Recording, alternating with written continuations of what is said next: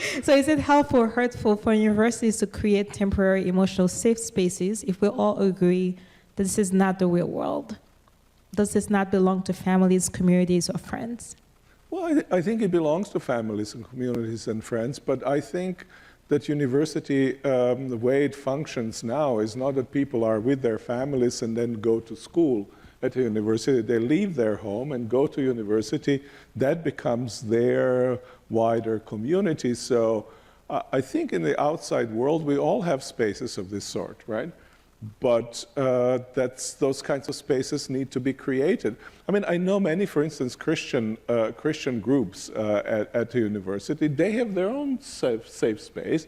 They have their own safe space a little bit outside of the university. Chesterton House is one of such spaces, and I think that's a very good thing for them. And I think it satisfies a certain kind of profound need that people have in order to stabilize the kinds of visions and way they perceive themselves, be in a community that gives them a kind of positive feedback in a crisis in which they might find themselves. I don't think that means that they're not therefore challenged to rethink who they are, how they are living their lives and so forth. It just means that they can retreat and then, as Vijay has said, go back into that wider world and be challenged, sometimes in profound ways. I don't think that, I think universities should have, the question is only how much, what ought to be done, but whether, I don't think should be a question.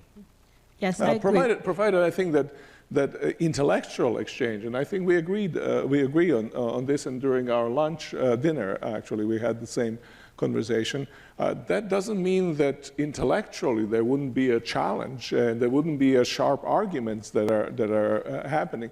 Once intellectually you cannot articulate your position, then it becomes, I think, from my perspective, difficult. While at the same time, keep in mind what I said earlier, I think the person articulating a position to someone has a responsibility to respect the humanity and dignity of the person to whom they're articulating that.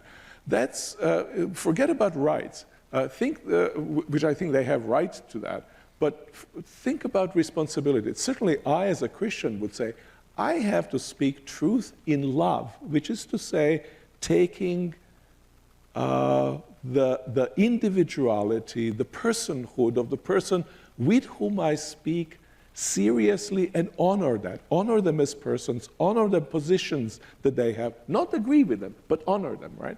That seems to me, Apostle Peter writes in his first epistle, it says, has actually command.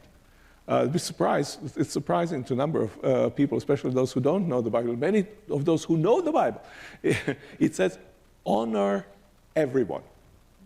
Honor everyone. That's a command. And I think that creates then intellectual safe space to disagree, and sometimes disagree in strenuous ways, because you're being honored in that disagreement.